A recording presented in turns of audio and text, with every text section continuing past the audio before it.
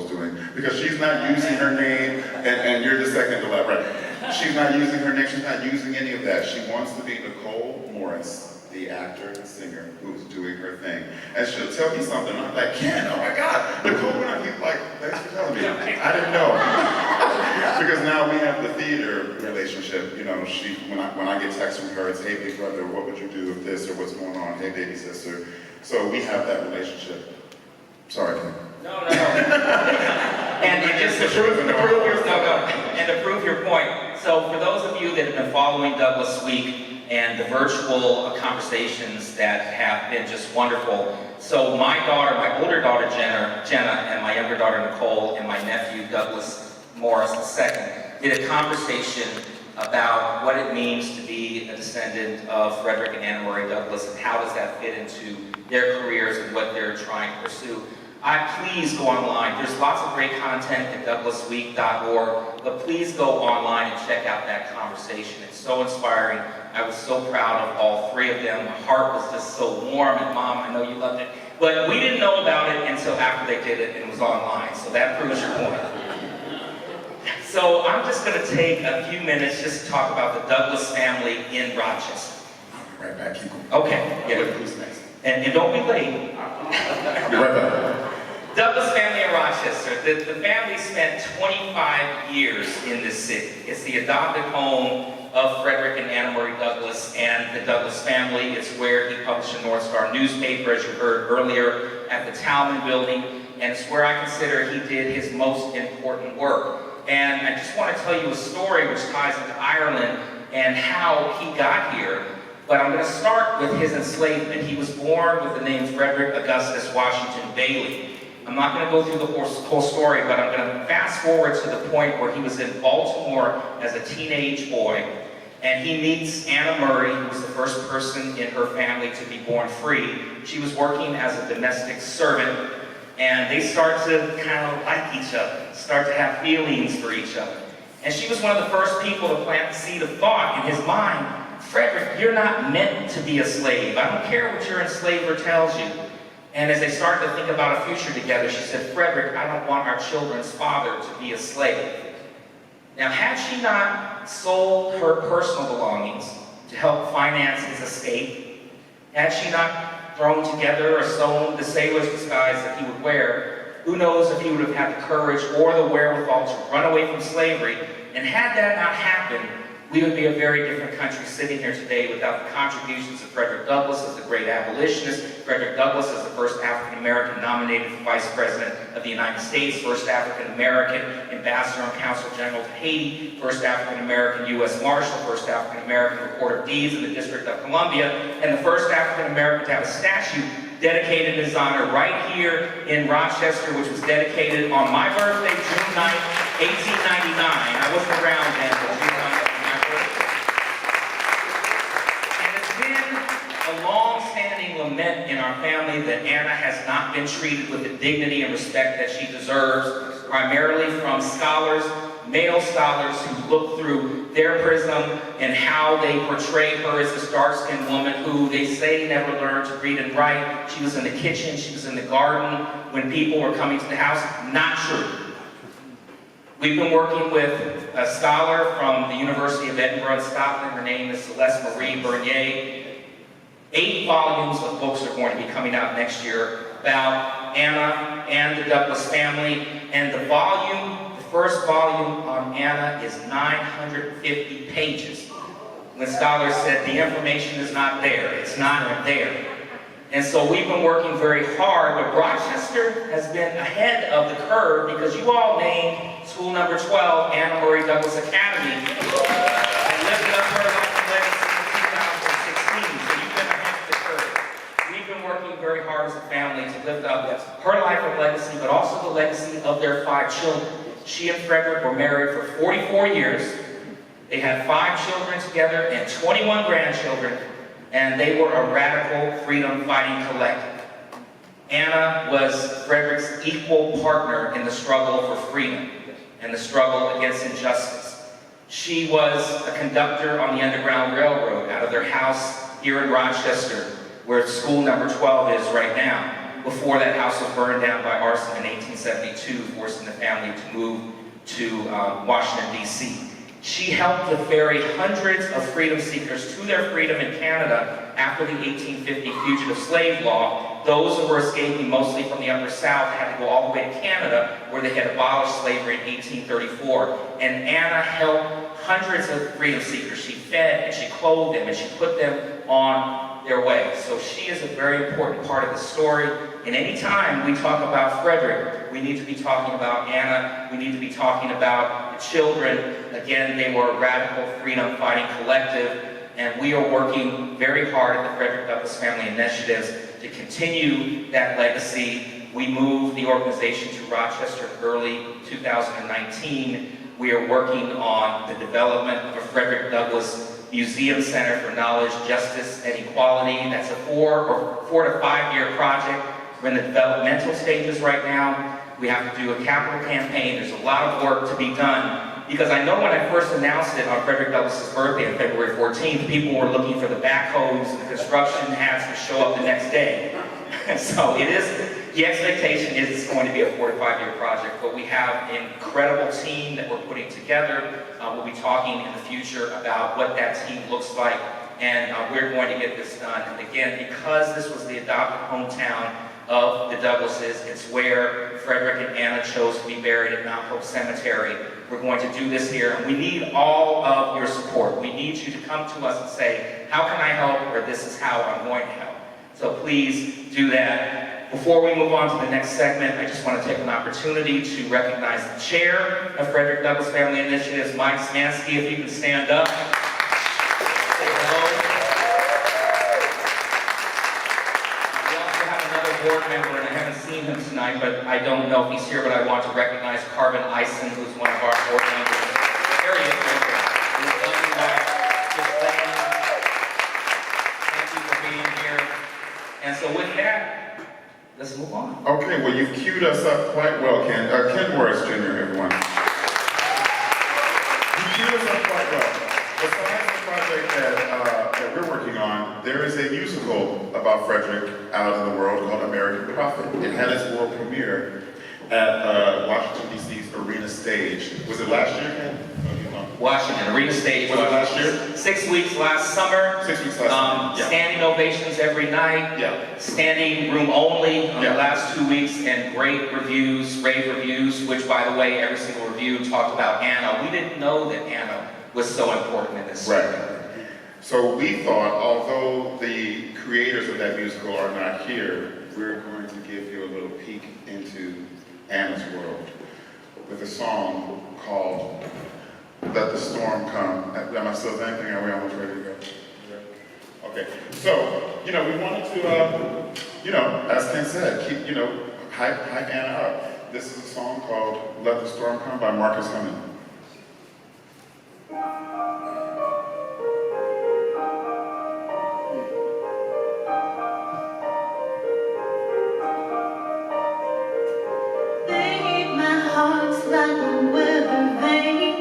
You catch me crying and you say, what have I done? Nothing. You ain't done nothing. It's all about the storm to come. Even though I will love you all my life, one day we're gonna have to say goodbye. Horizon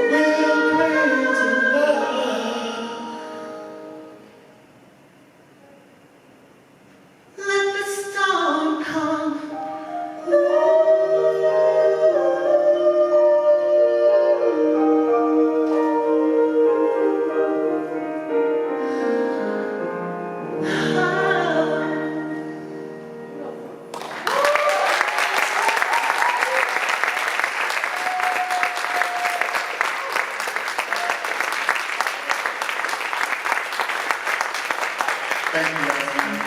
Thank you, Derek, Esther, and you see our elves are coming out to switch things up. So we're going to move to some dance, some movement. Yeah, the dance, yeah, y'all been waiting, I know. I believe it's PJ. Yes, sir. First doing North Star. So this performer has been dancing for 43 years. And when I met him, I said, so you started when you were 2? Because he's so much youth and so much energy and vim and vigor. He's a dancer, a choreographer, an educator. He's been with, I believe, with Garth Fagan Dance Company, is that correct? Yes. They're out there, yeah. So this is a piece called North Star, and I'm just gonna poke my head back and see if PJ is ready back there. Oh, you're on the other side, okay. Everyone entered from there. Of course, PJ is doing his thing. Are we all set with PJ's music and everything? Great, please enjoy PJ Pennywell, the North Star.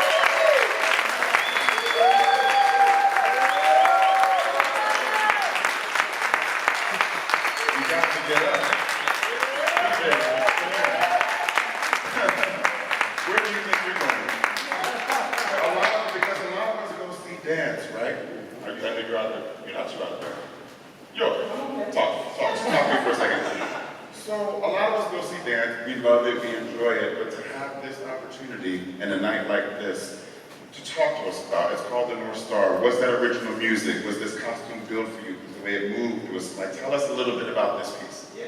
Well, first of all, thank you, Garth, for creating a wonderful piece.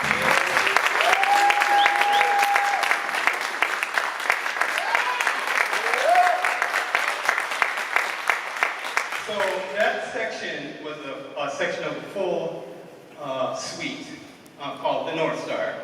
And this particular manifestation of Mr. Douglas was the mature side of Mr. Douglas. After he had gone through all of the trials and tribulations that you know he's gone through. Earlier in the dance, Garth does a very interesting take on the Frederick Douglass character as two different people. So he has the younger Frederick Douglass portrayed by two different people. One that's really young and rambunctious and full of rage, and the other one that has actually gone through the process and is a little less rageful and is helping to instruct the younger manifestation of himself. Yes. So it's a very interesting point of view. Exactly. People always say, what would you tell your younger self? If you could, that's right, that's right. So, very wonderful choreographic design. But to be a part of the evening's festivity is very, very moving for me, very humbling for me. I'm glad that Ken and Carmen suggested that I be a part of it, even though I'm out of shape. But I told Ken earlier there was no way that I couldn't do it, and Bart certainly co-signed on that. So it's just wonderful to be a part of this particular evening.